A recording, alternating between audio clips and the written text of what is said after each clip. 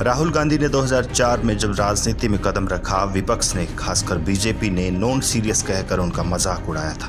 दिलचस्प बात यह है कि राजनीति में लगभग 2 दशक बिताने और 50 की उम्र पार करने के बावजूद उन्हें इमैच्योर ही समझा जाता रहा। लेकिन राहुल गांधी अब इस छवि से बाहर आ गए हैं। बीते कुछ समय में उनकी छवि भी काफ़ी बदली है।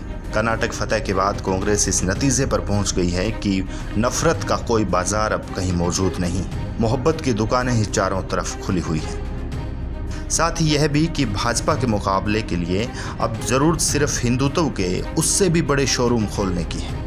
कर्नाटक में राहुल गांधी ने नफरत के बाजार में मोहब्बत की दुकान खोली थी। राहुल की दुकान वहां चल भी निकली। कांग्रेस ने भी भारी बहुमत से ऐसी जीत हासिल की कि बीजेपी ऊपर से नीचे तक हिल गई और आज तक संभल नहीं पाई।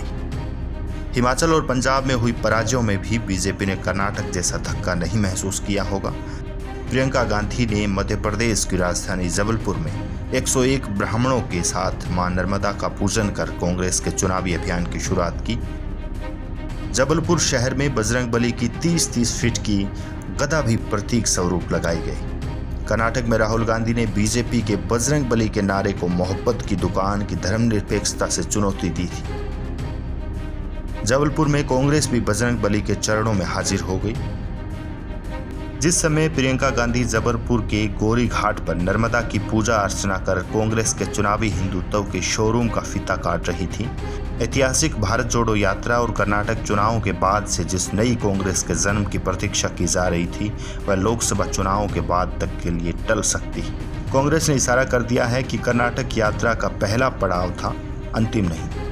जो प्रकट होता दिखाई देता है वह यह है कि जिस बदली हुई कांग्रेस की बात राहुल गांधी लंदन, अमेरिका या वायनाड में करते हैं, वह जबलपुर, रायपुर और जयपुर में दिखने वाली कांग्रेस से मेल नहीं खाती।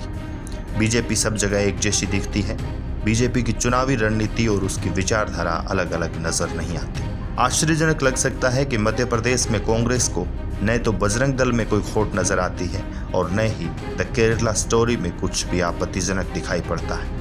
बीजेपी की ताकत को लेकर कमलनाथ, भूपेश बघेल और अशोक गहलोत जनता के मुकाबले ज्यादा डरे हुए हैं।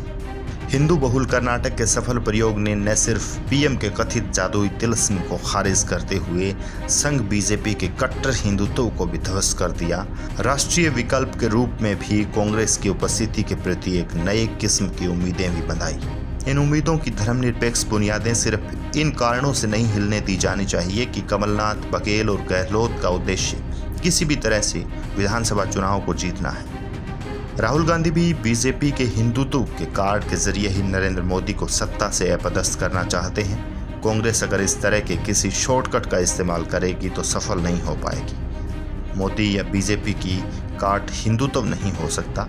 ऐसा होता तो कांग्रेस न तो हिंदू बहुल हिमाचल में जीत पाती और न ही कर्नाटक में। राहुल गांधी को लोकसभा चुनाव जीतना है और मोदी का लक्ष्य भी वही है।